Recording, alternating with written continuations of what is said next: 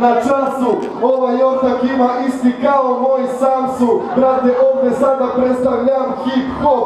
Ortak sad se setio pa daje mi taj flow. Ovdje, brate, naš da ne volim da vučem belo. Kad mi usne puknu, da stavim labelo.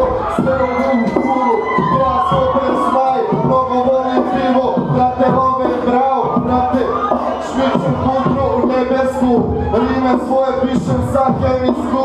Kao mali nekada sam čukao trafike. Brat pokidao mi je pola leve patike. Patice, ovdje imamo i filtere. Na freestylu znam da se isere. Grasshopper tu je prvi od svih lica. Ovo što sad držim jeste vrvinica. U njoj vrvim čiču, da si pa ne upirpa. Onda dodam portatu, neka on je lipa. Još nešto, ponovo te misle. Budite mi kreativi, ovi ljudi priste. Evo brat Manda, dao mi je tiket. Ako brate prođe, znaš da bit će kite. Izašemo neke pičke i onda će za malo da nište. Kad me vide kažu mi šta majš, ribice šipam za kajš. Brate šarajš, šta je novo, kako si sad?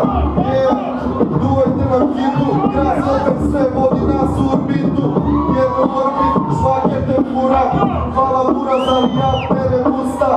Ja, evo su i pljuge, laki strah, nikad nisam kupovo druge. Bravo, opet isto druga, jel ima možda neka stvarčica druga?